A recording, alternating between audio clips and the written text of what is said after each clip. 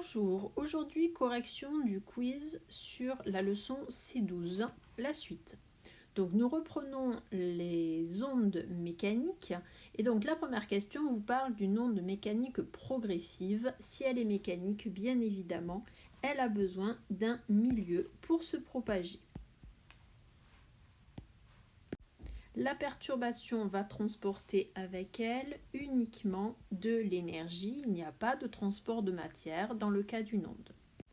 L'amplitude d'une onde est l'écart maximal des particules du milieu par rapport à leur position avant le passage de l'onde.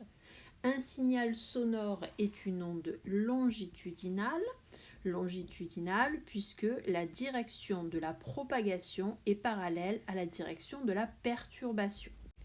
La célérité de l'onde représente la vitesse de propagation de l'onde.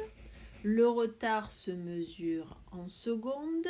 La célérité va dépendre du milieu et du type d'onde. Une onde électromagnétique et une onde mécanique n'ont pas la même célérité. Une onde qui se propage dans de l'eau ou dans de l'air ne va pas avoir la même célérité. Par contre, la célérité ne dépend pas de la fréquence. Toutes les ondes électromagnétiques ont la même célérité.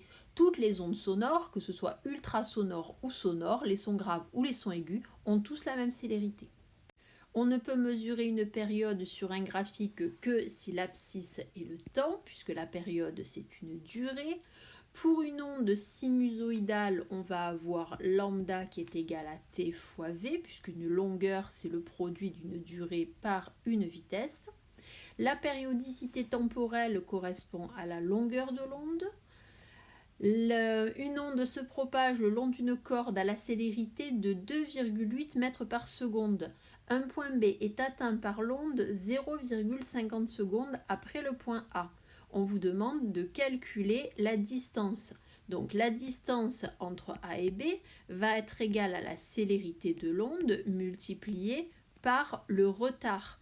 On va donc avoir 2,8 multiplié par 0,5, ce qui fait 1,4 mètres. La bonne réponse était la troisième. La longueur d'onde va représenter la distance parcourue par l'onde pendant une période, puisqu'une longueur d'onde est une distance. Le graphique ci-dessous représente l'enregistrement d'une onde. On peut à la fois déterminer l'amplitude et également déterminer la période. L'amplitude va représenter l'élongation maximale, la période va représenter la durée pour que le motif se reproduise. Une onde périodique a une célérité de 4 mètres par seconde, sa période est de 5 secondes. À quoi va être égale la longueur d'onde? Lambda, la longueur d'onde, ça va être la célérité multipliée par la période, ce qui nous donne 4,0 multiplié par 5,0, ce qui fait 20 mètres. Donc la première réponse est la bonne. On vous demande ensuite d'écrire la relation entre la longueur d'onde, la fréquence et la célérité.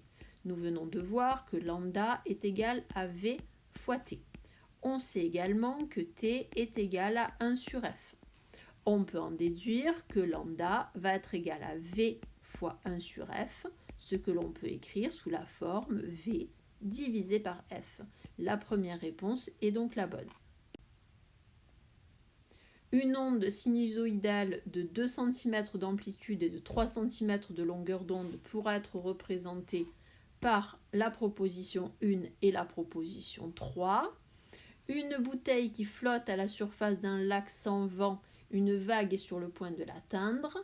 Là, on pourra choisir la proposition 1 et la proposition 3. La bouteille va se soulever, mais elle ne va pas se déplacer vers la droite.